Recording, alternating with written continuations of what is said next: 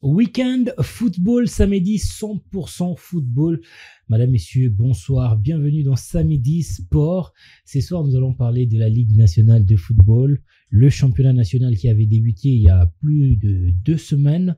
Aujourd'hui, nous revenons sur ce championnat, mais pour parler de quelques aspects que nous avons choisis pour vous. D'abord, l'aspect administratif où le dossier Marzouk Diakana, alias Chikata, refait surface. Est-ce que Mazembe a raison de poursuivre ces joueurs qui évoluent actuellement au sein de l'AS Vita Club?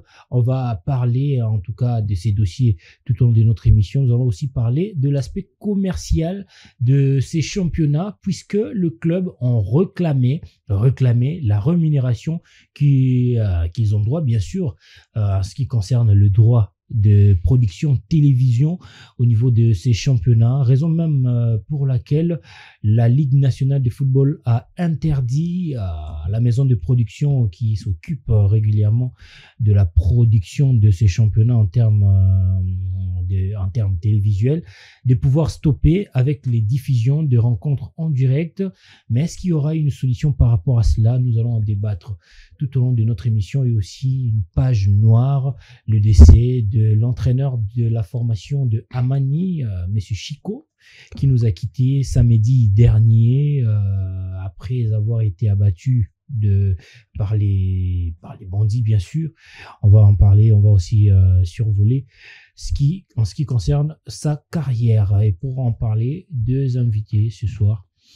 Patrick Béré, bonsoir. Bonsoir Joyce Moukaya, bonsoir à tous les téléspectateurs, ceux qui aiment Samedi Sport sur Innov Télévision. Encore un réel plaisir aujourd'hui avec un sujet très intéressant. Depuis que la Ligue nationale de football a commencé, on ne s'est pas encore penché dessus et je pense que ça sera l'opportunité de pouvoir dire un mot par rapport à ses débuts tardifs et surtout avec ces dossiers Marzouk Diakana, un dossier qui depuis le début était inévitable parce que il y avait à boire et à manger et je pense qu'on va vraiment y réfléchir pour donner à quelques pistes des solutions. On va réfléchir, on pense aussi que la LINAFO devait peut-être mettre le pouvoir aux journalistes, mais bon, on va essayer de voir, on ne sait même pas là où les dossiers ira. Mais de l'autre côté, Merod Kamba, bonsoir. Bonsoir Joyce, et surtout bonsoir à toutes les personnes qui nous suivent en ce moment. Très heureux de revenir dans Samedi Sport et chez Innov TV pour parler sport. Pour parler sport, oui, nous avons 3 thématiques à aborder dans notre émission, mais avant d'entrer dans le vif du sujet, nous vous laissons entre les mains de Claudia Bangoula et Samuel Moutoni pour tout savoir sur les sujets du jour. Le football congolais à l'interne connaît encore une autre épopée décisive pour son avenir. Et récemment, la Fédération congolaise de football association, FECOFA en sigle, a provisoirement suspendu les diffusions des matchs de la Ligue nationale de football à la télévision. À Kinshasa, seule l'agence Chris Production avait reçu le feu vert pour produire les matchs de la LINAFOOT. Mais faute de diffuseurs désireux, la dite agence avait aussi reçu l'aval de diffuser sur sa chaîne télé. Mais en réalité, le club congolais ne bénéficie en aucun cas à la consommation de leurs matchs à la télévision. La majorité d'entre ces sociétaires exigent des paiements de droits TV, d'où la décision de la fédération de suspendre toute diffusion non payante en attendant d'examiner et de trouver des preneurs sérieux. À l'attente de la décision finale, les 2 parties seraient en pleine négociation concernant les paiements des droits de diffusion télévisuelle, comme l'exigent certains clubs de Ligue 1. Le public devrait du moins se déplacer au lieu des différentes rencontres pour y voir évoluer des joueurs comme Marzouk Diakana, dont les dossiers ici divisent 3 mastodontes de la République. Le Daring Club Motema Pembe, son ancien club, l'AS Vita Club, son actuelle équipe, et le tout-puissant Mazembe, principal plaignant de la gestion de son transfert chez les Dauphins Noirs de Kinshasa. Mazembe estime que le joueur a eu à signer chez lui la saison dernière, mais ne comprend pas comment le joueur évolue actuellement à l'AS Vita Club et exige que la FECOFA sanctionne celui qu'on surnomme Chikata.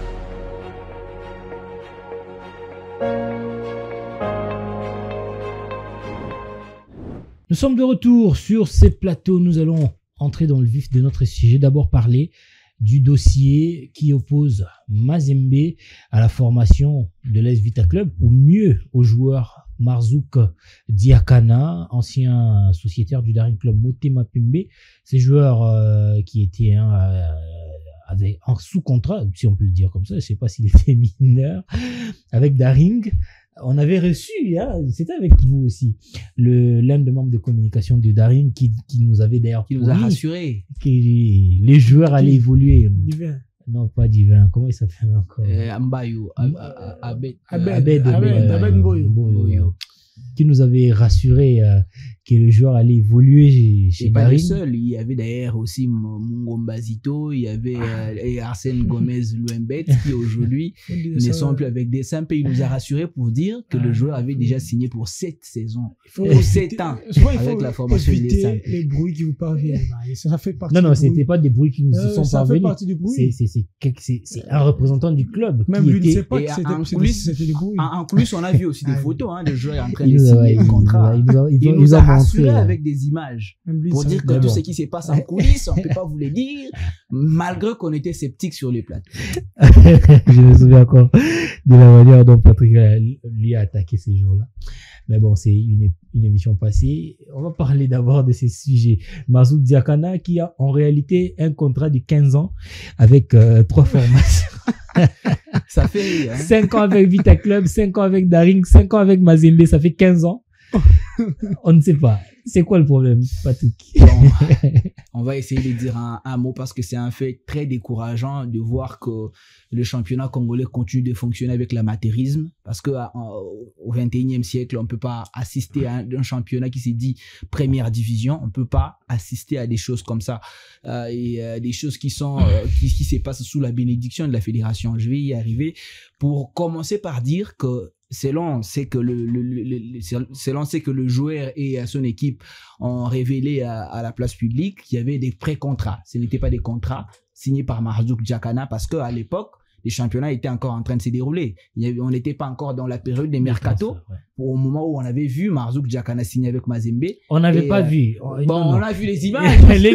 Les images sont sorties après que Vita a annoncé avoir signé le joueur. C'est à ce moment-là que Mazembe... C'est à ce moment qu'on a vu les images sorties que les joueurs avaient signé avec Mazembe et avec la formation du Daring Club Motema Pembe avant de signer officiellement avec la formation de l'AS Vita Club. Ce sont des pré-contrats. Qu'est-ce qui se passe avec un pré-contrat? En réalité, un pré-contrat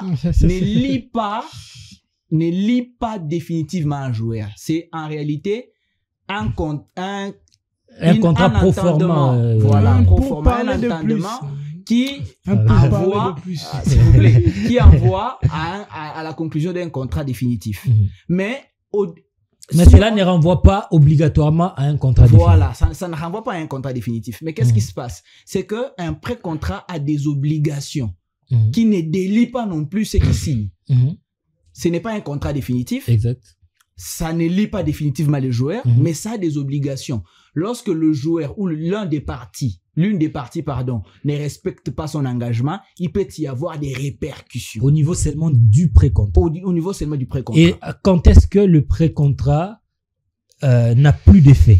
Le pré-contrat n'a plus d'effet si, premièrement, dans ces pré-contrats-là, parce que c'est aussi signé sur papier, on dit par exemple qu'en ayant telle date, si vous ne versez pas aux joueurs l'argent dû, les pré-contrats tombent. On peut prendre le cas de Marzouk Diakana. Si par exemple les deux parties s'étaient entendues que la somme devrait être versée au mois d'août, si arrivé au mois d'août qu'on ne verse pas la somme, c'est à ce moment-là que le pré-contrat tombe, donc le joueur n'est plus lié. Même si c'est juste un exemple, ça ne fait pas partie. Oui, même si ça ne fait pas partie des... C'est juste un exemple. C'est juste l'exemple.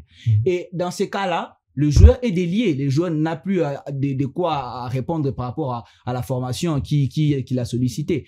Mais dans l'autre cas, qu'est-ce qui arrive? Si le joueur était toujours lié avec son pré-contrat et qu'il accepte de son propre gré de pouvoir signer avec un autre club sans pour autant se délier de ces pré-contrats-là, il y a des sanctions qui vont suivre. Des sanctions que ce soit disciplinaires et l'équipe avec laquelle où ils ont signé les pré-contrats peut poursuivre les joueurs sur le plan judiciaire ou sur le plan administratif. Là, je parle avec les instances footballistiques nationales. Et le joueur peut aussi encourir des sanctions telles que radiation.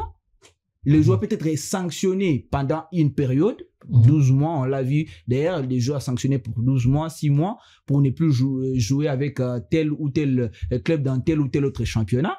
Et il peut aussi y avoir sur le plan des sanctions au niveau de la fédération pour les clubs, parce que ce n'est pas seulement les joueurs qui va justement se délier d'un pré-contrat, il y a aussi les clubs. Par exemple, les clubs qui achètent un joueur qui appartenait à un autre club sans pour autant aller suivre la procédure administrative. Les clubs peuvent aussi être sanctionnés avec des paiements des amendes. En tout cas, ouais. Et aussi, je vais chuter, et aussi les clubs qui a signé un pré-contrat avec un joueur et puis les négliger par après. Par exemple, les cas du Tout-Puissant Mazembe Englebert, un pré-contrat avec Marzouk Djakana, mais à la fin, qui ne respecte pas ses engagements. Alors, les clubs peuvent aussi être avant de donner la parole, peut souffrir un peu Emerald Kamba, puisqu'il veut entrer sur le plan administratif. Mais ce que nous avons vu, c'est la fédération, lui, n'intervient pas dans le cadre d'un pré-contrat. Non, la fédération n'intervient pas. La fédération alors on voit bien la signature de l'ancien secrétaire général de la FECOFA, M. Innocent Kibundoulou, signer un document qui atteste que le joueur appartiendrait à Mazembe, effectivement. Voilà pourquoi j'ai dit que la fédération, j'ai dit au sommaire que la fédération n'aide pas en réalité c'est pas quand même n'importe qui. Voilà pourquoi je l'ai dit. C'est aussi un avocat, un très grand avocat de notre pays. C'est quelqu'un qui maîtrise le texte. Lorsque nous vivons dans un championnat où l'argent a le pouvoir sur la réalité, je n'entre pas dans les vifs du sujet. Mais comment la fédération peut avaliser un contrat au moment où on n'est pas dans la période. On ne voit pas dans la tête. Sinon, s'il y avait dans la tête, on pouvait bien voir que c'était un pré-contrat. Mais si c'est un faux, si c'est un faux, c'est à Innocent Kibundoulou de sortir à la presse, devant la presse pour dénoncer que c'est un faux. C'est pas Innocent. C'est à Mazembe de nous produire les éléments. Ouais, on ne voit pas dans la tête. S'il n'y a pas de contradiction, c'est que c'est un document qui est avalisé. La dernière question avant de prendre l'ami Emerald Kamba, est-ce que lorsqu'on signe un pré-contrat, ça nous donne l'autorisation, l'obligation de signer d'autres pré-contrats à côté? Parce qu'on a vu Marzouk, vous l'avez dit d'ailleurs dans le couloir, il avait signé avec l'AS Vita Club, plutôt il avait signé déjà avec Daring Club Montepembe, avec Mazembe. D'ailleurs, nous avions été surpris de voir que ces joueurs-là avaient signé aussi avec Mazembe. On apprendrait aussi que le Popo était en pourparlers avec et c'est là que intervient le rôle de la fédération pour pouvoir... Non, on reste dans le cadre de pré-contrat, parce que là, à ce niveau-là, la fédération n'intervient pas. On est au niveau de pré-contrat. Là, on est sur le plan administratif, puisque vous nous avez fait entrer dans ce cadre-là en tant que... comment on vous appelle? Les spécialistes? Non, spécialistes, pas spécialiste. Les gens qui ont utilisé les droits. On les appelle les juristes, voilà. En tant que juriste. Voilà pourquoi je vous pose cette question de savoir, est-ce que signer un contrat, puisque c'est un pré-contrat, ça donne l'autorisation de signer d'autres pré-contrats?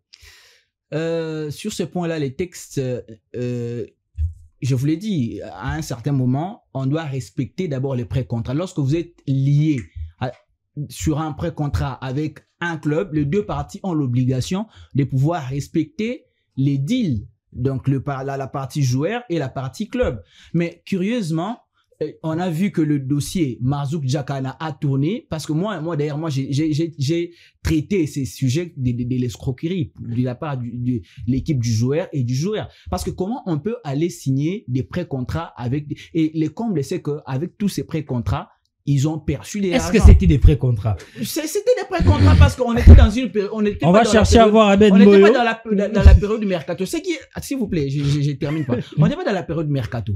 On doit comprendre ça. On n'était pas dans la période du mercato, le moment où Djakana a signé avec DSMP et avec les tout-puissants Mazembe Englebert. Là où je dis que la fédération n'a pas aidé. Pourquoi? Parce que comment on peut avaliser un contrat dans une période qui n'est pas adéquate? Parce que la période où on a avalisé les contrats, les pré-contrats, Marzouk, Djakana et Mazembe, les championnats sont en train d'évoluer. Arrêtez de traiter ça d'un pré-contrat. Non, mais on l'a dit, c'est un pré-contrat parce que c'est pas un contrat. Arrêtez de traiter ça. Ils ont signé, si c'est un contrat, c'est dans quelle période? Parce que là, les joueurs étaient en plein championnat avec la formation du Daring Club Montepembe. Mais Emerald, peut-être c'est ça aussi, c'est qui a fait en sorte que Vec Club puisse avoir le dessus sur les autres formations. Ils ont engagé le joueur dans une période qui n'était pas allouée à la période de transfert, et Vita Club, lui, a respecté la procédure, et aujourd'hui, la formation vert et noir sort vainqueur. Moi, je me dis, est-ce qu'il y a une période à respecter pour signer un joueur. Ah oui. Il y a eu une période de mercato. On utilise Non, toujours mais- la période Non, européenne. non, mais je me pose la question. On est la semaine dernière, DSMP avec ses difficultés de la phase classique. On arrive en phase de playoff, DSMP doit impérativement donner des résultats. Ce qui est sûr, les Daring arrivent à un moment où on doit enregistrer des joueurs. C'est-à-dire, on doit acheter aussi des joueurs. Mais qu'est-ce qu'il a fait qu'on fait? La FECOFA a dit non, on y met DSMP est suspendu, DSMP n'est pas enregistré ou acheté. Et DSMP organise une assemblée. On réveille, on dit il y a une assemblée. On dit quoi? On dit fusion, si c'est filiation, c'est quoi? Patrick peut connaître certains mots juridiques. On dit Kayolo, qui était Kayolo le nom de l'année dernière, ne sera plus Kayolo. L'année prochaine sera Banadora. C'est ce qu'on avait appris. Et pour cette année, également, c'est la même chose. Donc, c'est-à-dire, on a respecté ce qu'on a dit l'année dernière. Kayolo n'est plus Kayolo, aujourd'hui c'est Banadora. Maintenant, qu'est-ce qu'on nous dit dans le texte? DSMP, aujourd'hui, club professionnel qui veut jouer Ligue des champions africaine, qui veut encore une fois renouer en Afrique, c'est dit, ma deuxième équipe inférieure aujourd'hui c'est Banadora. Et maintenant, que faire? On sait que DSMP sera toujours mis dans des situations de sanctions, tout ça, de contrats, de pré-contrats, tout ça. Je ne sais pas, aujourd'hui, on parle de pré-contrat même. Maintenant, DSMP a pris l'option d'enregistrer des joueurs comme de joueurs engagés chez Banadora, qui est aujourd'hui une division inférieure. Équipe réserve du Daring. Donc, c'est-à-dire, quand vous signez avec le Daring, vous signez en principe avec Banadora. Tu peux te retrouver à l'EPFKIN parce que Banadora joue l'EPFKIN. Mais est-ce que maintenant, les cas de Diakana, j'en viens. Donc, c'est-à-dire, DSMP, lorsqu'il a pris cette idée, on a voulu un tout petit peu élargir les champs parce qu'on sait qu'il y aura toujours des ordres, il y aura toujours mal interprétation du dossier, il y aura toujours suspension, il y aura toujours des sanctions. Maintenant, Banadora et ses soutiens qui aident un tout petit peu les clubs à prendre certains joueurs, les faire monter en Ligue 1 pour dire voilà, il faut un tout petit peu de clémence, celui-là n'est pas du Daring et du Banadora division inférieure.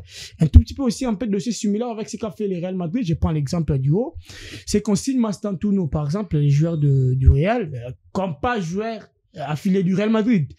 Donc, comme les joueurs de Castilla. Donc, je sais pas ce que DSMP a voulu faire avec ça, mais c'est qu'on a mal géré cette situation qui devait emporter un tout petit peu aussi à DSMP gain des bénéfices. Aujourd'hui même, on parle du Daring qui joue le PFKIN. Certains joueurs viennent de là, viennent de Kayolo. C'est-à-dire Kayolo aujourd'hui, Banadora. Et voilà, avec aussi la complicité d'Étoile du Kivu, on prend certains joueurs, on l'amène. Aujourd'hui, on a, par exemple, les milliers que j'admire beaucoup, Ingoli, Yosso, ou encore Vene, qui, encore une fois, ils n'étaient pas affiliés avec les Daring direct. Donc, je dis... Est-ce que la formation Kayolo, qui est aujourd'hui devenue Banadora, appartient à Daring comme ASBL ou à des individus qui ont simplement pris l'option de rattacher cette équipe à Daring pour en faire le sale manœuvre que vous soulignez? Deux possibilités. C'est-à-dire, il y a un individu qui se dit demain je peux pas me rattraper, peut-être si je perds ma place, qui est M. Paul Kassembele, qui a fabriqué toutes ces manœuvres pour au moins hériter d'un club au sein de Daring. Qui aujourd'hui, moi encore une fois, je vais le dire, qui a cherché encore des manœuvres pour s'appartenir également à l'Étoile du Kivu. Et aujourd'hui, il sait qu'il n'a pas assez de garanties, même si on a organisé un tout petit peu l'assemblée à la cachette. Moi, je suis victime d'avoir été... On m'a menacé même à la porte pour ne pas y accéder dans cette assemblée du Daring.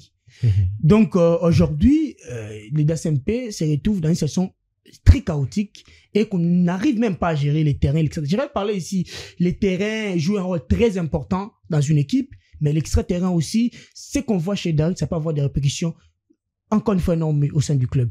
Diakana, pour l'année dernière, a été sollicité pour signer un contrat chez Banadora. Encore une fois, j'ai dit, Diakana n'a pas la destination directe pour aller chez Daring. C'est ce qu'on a fait, c'est juste une séance photo où on parle entraîneur, où je sais pas, Paul Kassembele avec les joueurs en train de se saluer, et on s'est dit, les joueurs a la possibilité de prolonger et que moi je peux venir chez Innov TV, je prends des photos avec Innov TV logo et que je dis je suis engagé chez Innov. Donc ce n'est pas aujourd'hui un contrat qui relie Diakana avec les leader Kemote Pembe. Parce qu'on le voit dans le joueur qu'on a enregistré chez le DSMP pour la deuxième partie de la saison, aujourd'hui ils sont libres. Donc, on parle de Mambembe qui est parti côté du Popo, Zito Mungomba qui est parti côté des Vita, et certains joueurs qui vont partir ailleurs. C'est aussi le cas avec Diakana. On n'avait pas de contrat avec DSMP pour être 4-5 ans. C'est que si on a fait juste une séance photo avec les présidents, on a promis de pouvoir signer un contrat avec les joueurs. Peut-être pour apaiser aussi dans cette situation-là. Mais là où peut-être je suis pas pour l'idée de Diakana au sein de Vita ou encore Mazembe qui donc moi j'arrive pas à comprendre, mais c'est qu'il y a mauvaise gestion de la part de l'équipe de Diakana Marzouk. Je parle très bien avec le président Junior Mboudi, qui est le président des clubs des Kassangoulou, là où vient bien sûr Diakana Marzouk. Jusqu'aujourd'hui, à preuve du contraire, les joueurs appartenaient à ce club-là. Donc aujourd'hui, le transfert ne s'est pas effectué entre la formation de Mboudi, comme vous le dites, hein, très bien, et Vita Club. Il n'y a pas eu de transfert. Là où j'en viens, c'est que il y a eu transfert maintenant, transfert normal ou transfert officiel, hein, si on peut dire comme ça, conforme, voilà. Transfert conforme entre les clubs de Mboudi, avec l'intermédiaire qui était Darka Pembe, et Vita Club. Lorsqu'on met Darka Pembe, on dit les joueurs proviennent d'Idaring et qu'il avait la possibilité peut-être de prolonger. Il est libre maintenant. Dans un mois, il sera libre. Moi, tiens, monsieur, je t'informe que le joueur ne sera plus avec vous. Donc, dans un mois, il doit partir. Il n'a pas de contrat et voilà, vous n'avez pas prolongé. C'est ça? Oui, effectivement. Le Vite a décroché le téléphone, il appelle Junior. Junior, vous avez le joueur, les monopoles. Bon, ça demande combien pour signer le joueur? Bon, regardez, monsieur, il y a un pré-contrat avec les TP. C'est qu'a dit Patrick. Parce que moi, je connais le dessous des cartes. Dans le contrat avec le TP, c'était avec son club. C'était avec le club qui était aussi impliqué. Effectivement, qui avait même versé une partie d'argent. Voilà pourquoi même qui a touché. Le club Moto Pembe n'est pas parti en justice ou bien n'a pas accusé. Il n'a pas droit. Il n'a pas droit. Les TP Mazembe qui avaient les droits. Les Darig n'a pas droit. Là où j'ai dit, sur les cas Diakana, je suis pas pour dans la gestion, mais sur ces dossiers. Parce qu'aujourd'hui, on n'aurait pas parlé de ces dossiers si Diakana Marzouk n'avait pas touché la prime de signature. Aujourd'hui, le club de Kassangoulou a obligé au TP de donner la prime de signature aux joueurs pour ses pré-contrats. C'est que demande les TP d'ailleurs. Moi, j'étais parmi des personnes qui ont été bien sûr à la manœuvre pour aider bien sûr M. Junior Mboudi à contacter M. Frédéric Kitenge, qui est aujourd'hui les boss managers du TP Mazembe, qui peut faire tout, qui peut décider sur ce club-là, pour en fait prendre une décision, pour prendre une solution, pour s'atteler, pour dire que non, voilà monsieur, on n'a pas cette possibilité de faire signer notre joueur parce qu'on a vu mieux ailleurs. Ils ont vu mieux chez Vita, c'est pour cela ils se sont bien sûr martelé sur ce contrat au sein de Vita Club. Maintenant, il fallait respecter, je pense, les engagements. Je n'ai pas. Est-ce que Mazembe avait été remboursé? Oui, c'est pour ça que j'ai dit. Je n'ai pas vu le dossier des banques où on a transféré l'argent non plus. Si c'était le cas, Mazembe n'allait pas. Je n'ai pas vu encore qu'on a remis l'argent, mais en connaissant bien sûr M. Junior Mboudi, il était vraiment dans le processus pour que Mazembe reprenne son argent. Maintenant, selon les informations reçues, Mazembe aurait demandé plus comme on dit quoi? Dédommager avec intérêt. C'est que peut-être qu'on n'a pas fait côté de cette formation. Voilà pourquoi ça engendre en une minute. Voilà pourquoi ça engendre un contentieux juridique entre l'équipe des Marzouk Diakana et les TP Mazembe, parce que ça peut se retourner contre Diakana. Ça devient maintenant de l'escroquerie. Ça devient de l'escroquerie. Ça devient un dossier juridique. Outre l'effet que Mazembe peut accuser le joueur du côté sur le plan administratif, au niveau de la fédération, on peut aussi amener les dossiers en justice parce qu'il y a des preuves. S'ils ont signé un contrat, il y a des écrits qui lient les clubs, les joueurs à s'est joué du tout-puissant Mazembe Englebert pour aller signer avec un autre club au moment où il a perçu de l'argent du tout-puissant Mazembe Englebert. Là, ça devient un dossier juridique. Allez, nous avions eu raison de les inviter. Vous aussi, vous avez eu raison de suivre cette émission ce soir. Et je pense bien, à ces niveaux, on comprend le dossier. On comprend le dossier. Sur le plan administratif, ici, Patrick Boué nous a donné les éléments. Et de manière concrète, Dessous les cartes. les dessous des cartes, Emerald Kamba, ils sont jeunes, mais ils vous ont servi aujourd'hui de révélateurs et aujourd'hui vous êtes éclairés par rapport à ces dossiers. Nous allons prendre le prince du week-end avant d'évoluer avec notre émission Patrick Boué. Oui, aujourd'hui, on a mis en lumière un travail dans le football, vous le savez, c'est très important. Il y a des gens qui, justement, abattent un très grand travail, mais ils sont dans l'ombre. Ce sont des entraîneurs, des coachs. Oui, les travails et les métiers difficiles, mais ils arrivent quand même à encadrer. Et moi, je les appelle les chargés des ressources humaines parce qu'ils sont là pour gérer l'ensemble de l'équipe. Et aujourd'hui, on a voulu mettre ces travails en lumière. On va parler d'un prince comme pas tous les autres princes. Il s'agira de l'entraîneur du FC Saint-Éloi Lupopo, actuellement, Guy Bukasa. Dans les paysages footballistiques congolais, Guy Bukasa émerge aujourd'hui comme une figure prometteuse. Fin tacticien, stratège, rigoureux, Bukasa n'a rien à envier aujourd'hui à un entraîneur moderne. À la tête du FC Saint-Éloi Lupopo depuis août 2025, Bukasa a rapidement fait ses preuves.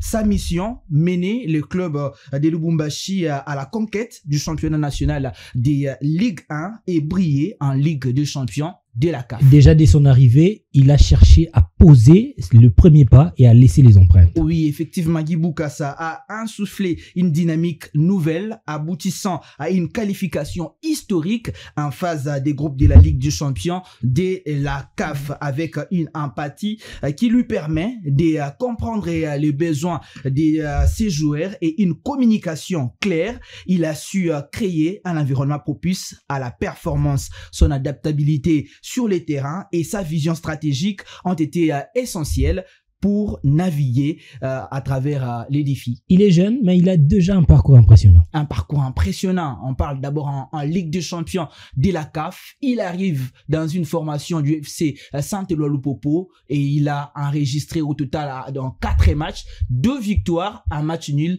et une défaite. Et son match référence en Ligue des Champions reste cette prouesse, cette claque infligée à la formation d'Orlando Pirates.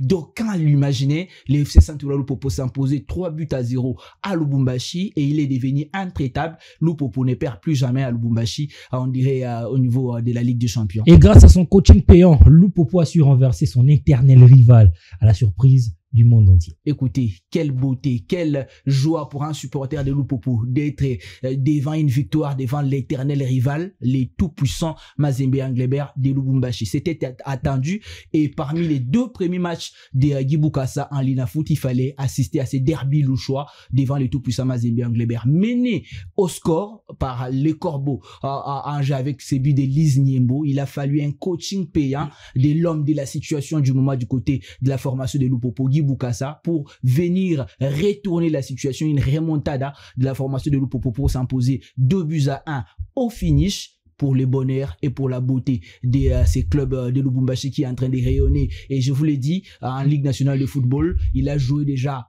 3 matchs.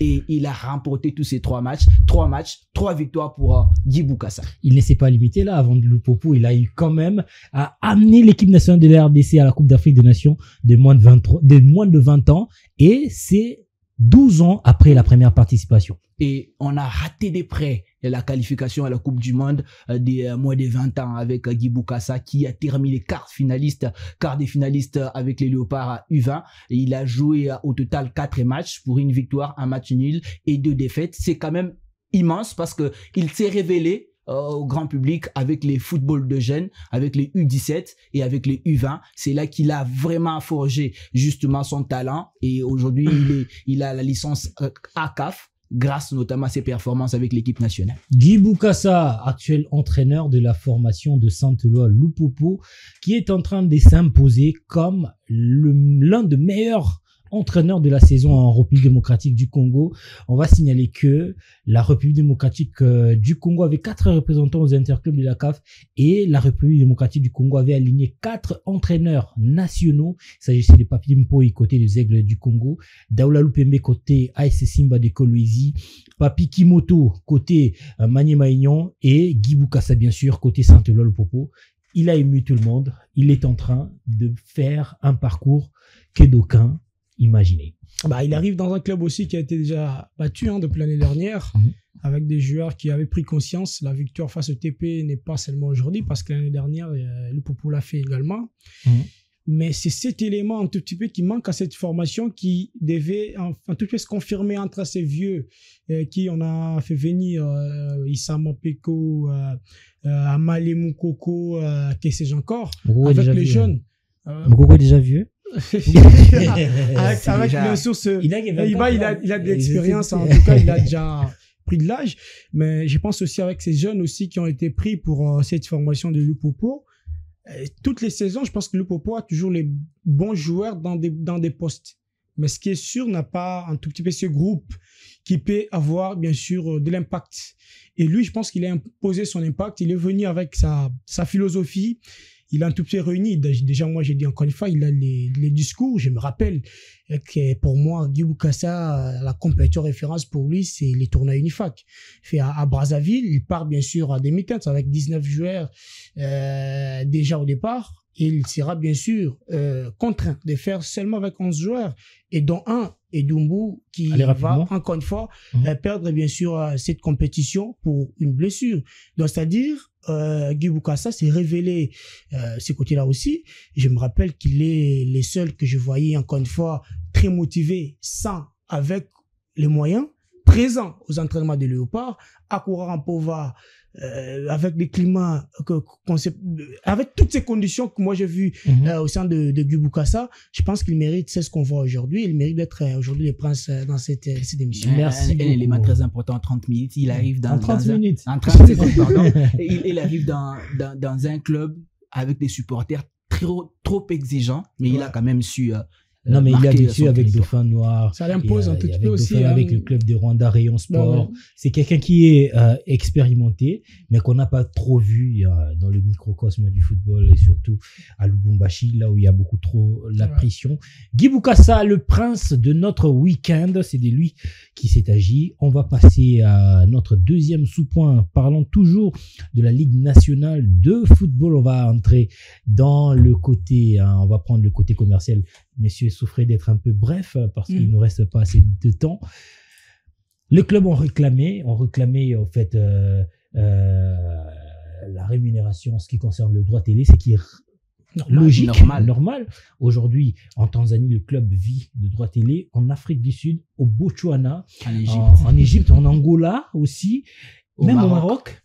Le club vit de droit télé. Mais qu'est-ce qui se passe en République démocratique du Congo?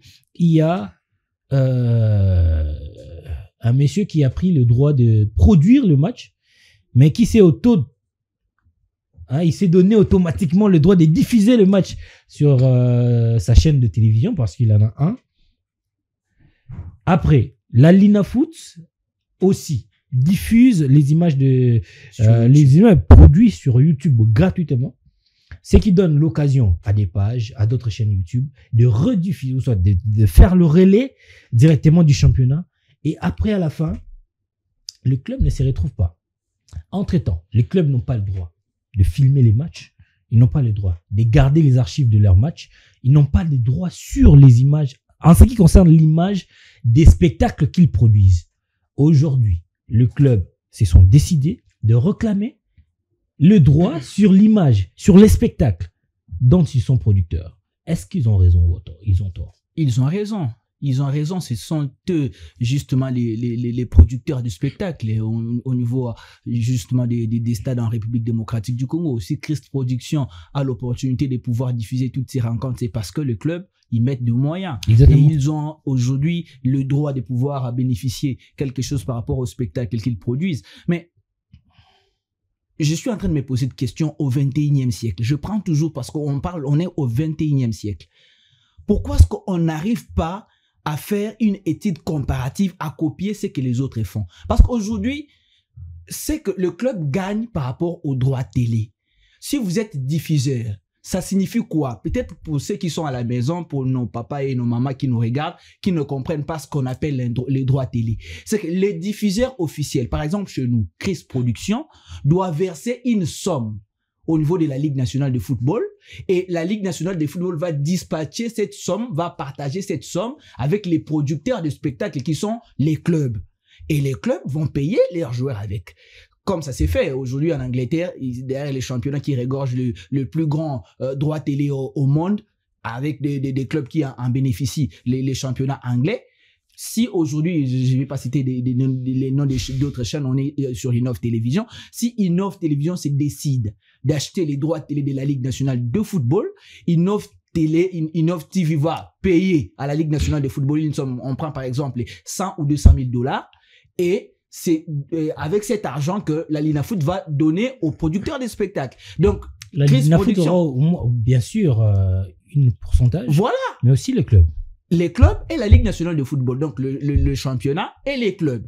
C'est comme ça que ça s'est fait. Mais curieusement chez nous, c'est en réalité la Ligue nationale de football qui aussi, par des moments, qui arrive à allouer à Chris Production, qui est les producteurs des compétitions, de l'argent pour pouvoir produire les championnats. Donc, c'est le championnat qui s'endette, ou les championnats qui préfinance au moment où c'est la chaîne qui devrait venir chercher les championnats pour pouvoir permettre à ces clubs de bénéficier de l'argent. Voilà un peu là où je ne comprends pas. On est en train de braver les spectacles, on produit des images, on met sur YouTube gratuitement et les clubs ne gagnent pas. Ils ont raison aujourd'hui de pouvoir interdire la diffusion des rencontres, et ça a aussi une répercussion parce que aujourd'hui, on a aussi besoin que les supporters reviennent au stade.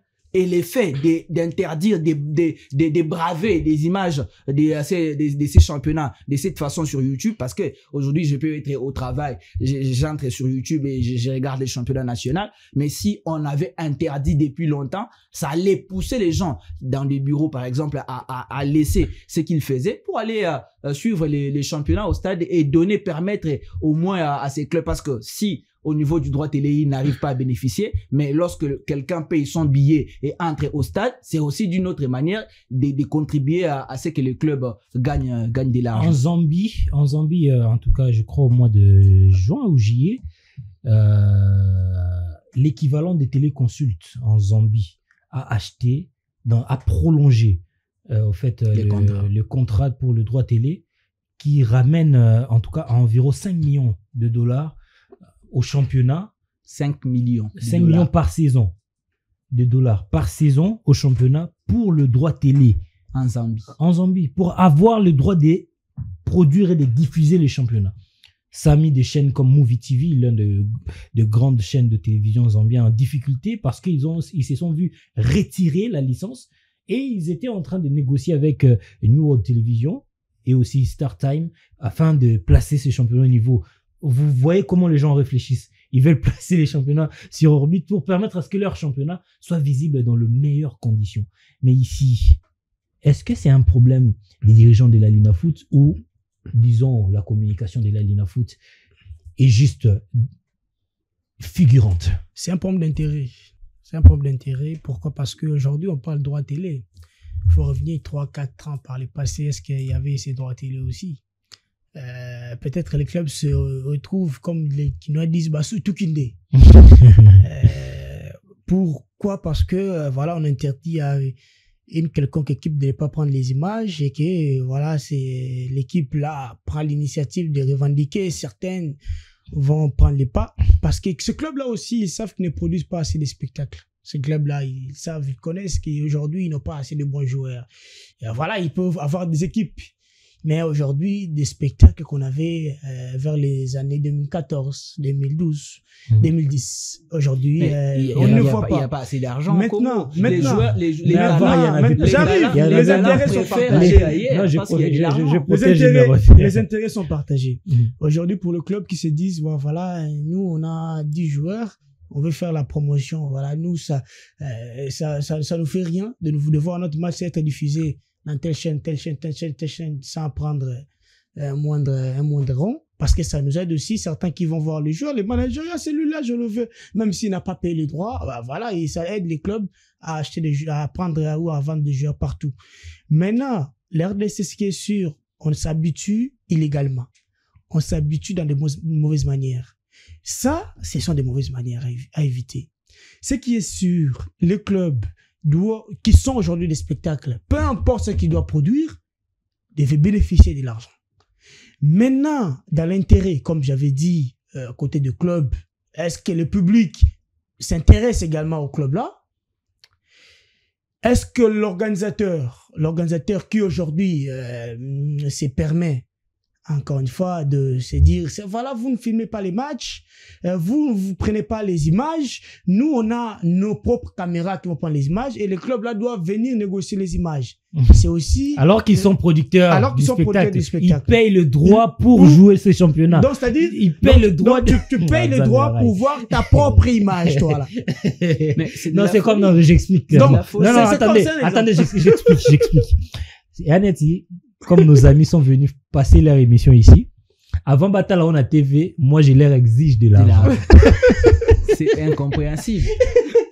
Donc, c'est ça aussi. C'est aussi cette question d'intérêt. Maintenant, si on s'habitue de manière normale, on prend les étages normaux, c'est-à-dire Chris Production, qui est aujourd'hui diffuseur du championnat, doit payer les droits télé.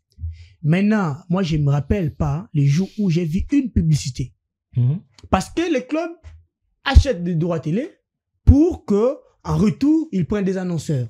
Ils prennent des publicités pour faire la promotion de leurs produits.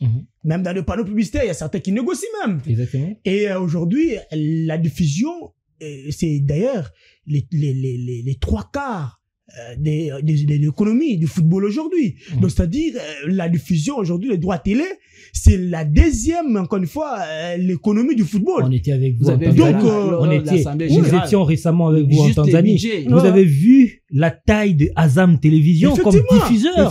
Ça ne ressemble pas. Ça ne ressemble pas à ce qu'on voit ici. Qui est au Stade des Martyrs, qui à chaque fois, voilà. Ça ne ressemble. C'est 2 ou 3 remorques remplies de matériel pour venir couvrir des matchs. Moi, je me pose la question. Si on n'a pas de matériel habilité ou encore des personnels encore une fois certifiés pour encore une fois produire un beau spectacle, pourquoi on le fait? Pourquoi on le prend? Parce qu'il y a aussi une question d'intérêt. Même chez Chris Production, il a l'intérêt en mini. Et aujourd'hui, même si, je dis encore une fois, je ne vois pas les publicités à l'œil uni comme ça, mais il y a des intérêts en mini qui se font. Mais c'est grâce à ces championnats de la foot qu'aujourd'hui, Chris Production est vu par la CAF, est vu par la FIFA, et il a des contrats qui ne bénéficient pas aux autres. Et ces contrats-là bénéficient à Chris Production, qui est aujourd'hui diffuseur de ces championnats-là. Les championnats en lui-même ne gagnent absolument rien. Le public n'a pas assez d'intérêt pour s'intéresser aux équipes. Et ben là, voilà, que faire? Aujourd'hui, on arrive à cette situation. Maintenant, la solution doit venir. La solution, ce n'est pas suspendre des matchs. Parce qu'aujourd'hui même, on s'est dit, DSMP, les supporters du Daring, là, lorsqu'ils vont venir au stade, parce qu'ils ne vont pas voir les matchs au stade, pour voir qui? C'est ça le problème. Les supporters de Vita Club qui vont venir voir leurs matchs au stade aujourd'hui, c'est pour voir qui?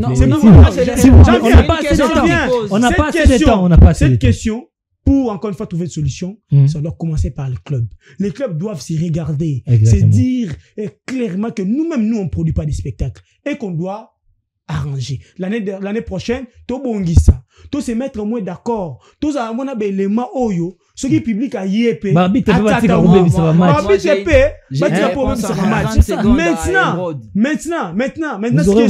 ça aidera bien sûr l'organisateur à mettre de l'ordre, qui est aujourd'hui l'organisateur, qui est déjà désordonné. L'organisateur doit commencer à mettre de l'ordre aussi pour son organisation. Moi, encore une fois, j'ai dit, pourquoi dans certains cas, par exemple dans les cas de litige, pourquoi ça traîne? Encore une fois, ça prend 3 mois, ça prend 4 mois. Quels sont les observateurs qu'on met pour suivre les dossiers, par exemple? Pour que EP sera 3 mois, 2 mois, quand on est en train toujours de discuter sur un dossier et qu'on va tabler à la fin de la saison, l'équipe qui était 4e se retrouve à 16e position. Donc, aujourd'hui, l'organisateur doit prendre les choses au sérieux. Les clubs doivent se regarder en face. Tout ça, ça se partage. Les intérêts sont partagés. Bangonio, ce n'est pas gagner. Ils doivent se conformer dans certaines réalités aujourd'hui modernes du football. Et le diffuseur viendra, il mettra du sérieux. Et aujourd'hui, on ne verra pas tout ça. Alors, moi j'ai une réponse. Prenez votre temps. Je ne pense pas que le championnat zambien aujourd'hui, qui génère plus de 5 millions, produit plus des spectacles que la Ligue nationale. Mais il y a du sérieux là-bas. Oui, il y a du sérieux. J'ai un ami qui évolue là-bas. Je peux vous citer les noms. Ngando Nyumbe. Oui, il y a Ciel Bengo. C'est un ancien coéquipier. Citez-moi un match du championnat zambien qui rivalise avec les derbys. Je vous dis une chose. Attendez. Le championnat zambien est diffusé par Sapo Sport. Oui, mais c'est l'un des grands diffuseurs africains. On parlait en off sur un point. Je vais encore une fois vous laisser la parole. On parlait en off sur un point. C'est-à-dire quoi? Quand vous voyez le championnat zambien là, vous dites qu'il n'y a pas de spectacle, non? Oui. D'accord. Moi, je vous dis il y a du spectacle. Pourquoi? Moi, je vous dis. Non, les gens achètent ces spectacles. Non, parce qu'il y a du sérieux. Laisse-moi développer. Il y a un exemple que vous-même, vous l'avez donné. On était en off. Vous avez dit quoi? Je ne sais pas si Joe ce qu'il a donné. Allez-y. On est, encore une fois, à Kinshasa. On est à Kinshasa, qui aujourd'hui, déjà, en dehors du terrain, il y a la rivalité. Que sur le terrain, en dehors, il y a la rivalité. Même dans des coins, on dit, ah, celui-là est moi na Changu. Moi na Lukunga. Bisoba na Changu, na Banto, Kanate. L'organisateur, à un moment aussi, il doit, à un moment, demander les infrastructures. Si l'organisateur ne peut pas construire les infrastructures, il doit demander à l'État. Dans le moment, un cahier de charges qu'on a demandé à l'État de construire même un stade en Djili. Aujourd'hui, on construit un stade en Djili grâce à des contrats avec, bien sûr, les étrangers. Si vous voulez, on revient la semaine prochaine pour... Simba, Benjamin Kappa. Mais lui, avec ce match à KMC. On revient. Benjamin Kappa, il est là, mais Simba, il est proche de son public, là. Emerald, on revient la semaine prochaine avec le même sujet pour approfondir. Alors, on va aller dans la proximité, comme vous l'avez vu, peut-être avec un deuxième sujet, parce que là, on sent qu'on va même plus aborder la question sur le décès du coach de Amani, mais on va quand même prendre les duels du futur. Oui, malheureusement, on va adoucir. C'est ça le débat. C'est une émission de débat. C'est normal. On va adoucir avec justement ces duels du futur. On l'a dit, aujourd'hui, on a mis en lumière, on mettra en lumière justement ces travails de coaching. Aujourd'hui, les duels du futur va concerner deux jeunes tacticiens qui sont en train de monter en puissance. Il s'agira du coach des Aigles du Congo, Papim Poi, et celui de l'AF Anjouer, Guy Lousadissou Moshebe, connu notamment avec son passage au sein du tout-puissant Mazembe Englebert et au sein de l'AS Vita Club. Dans les paysages du football congolais, deux techniciens se distinguent particulièrement et semblent prêts à intensifier la rivalité dans un avenir proche. Je le disais, Papim Poi et Guy Lousadissou, ces deux entraîneurs passionnés par le football académique, reposant sur des fondements, des jeux solides et des idées claires, ont su marquer leur empreinte sur le championnat. Papim Poi, à la tête du FC Les Aigles du Congo, a écrasé la concurrence la saison dernière en remportant les titres de la Ligue nationale de football. Cette victoire a permis également aux Samouraïs du FC Les Aigles du Congo de se qualifier pour la toute première fois en Ligue des Champions de la CAF, avec un bilan impressionnant à la tête du FC Les Aigles du Congo. 21 matchs, 12 victoires, 4 matchs nuls et 5 défaites. Il a su imposer son style DG. Et Guy Lousadissou Moshebe, je commence quand même, il y a aussi de l'empathie dans ça, qui a su métamorphoser la formation des Dauphins Noirs, qui justement malheureusement a été contraint avec cette histoire de la guerre à l'est de la République démocratique du Congo. Mais Dauphins Noirs, avant de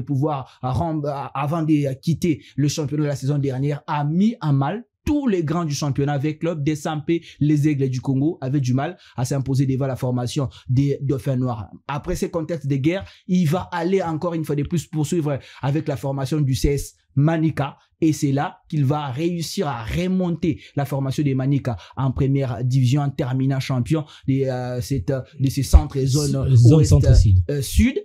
Et c'est là qu'il a démontré justement ses qualités. Aujourd'hui, il a signé avec un club de Ligue 1, l'AF Anjouer, qui s'y retrouve dans la zone, la zone Ouest. B, dans le groupe B, où on retrouve également la formation de les Aigles du Congo. Et je pense que cette rivalité nourrie avec ces deux tacticiens, on l'a dit, Guy Lousadissou, c'est l'antithèse tactique des Papi Mpoyi et on risque de le voir cette saison en Ligue nationale de football. Ça sera football. le derby de la 6e journée entre Ange Vert et les Aigles du Congo au stade Tata Raphaël, en tout cas si je ne me trompe pas.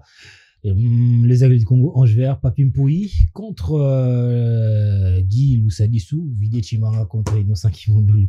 Ça sera un match qui va nous régaler. Je ne saurais pas vous donner la parole pour la fin. Nous avons épuisé. Merci beaucoup d'être venus.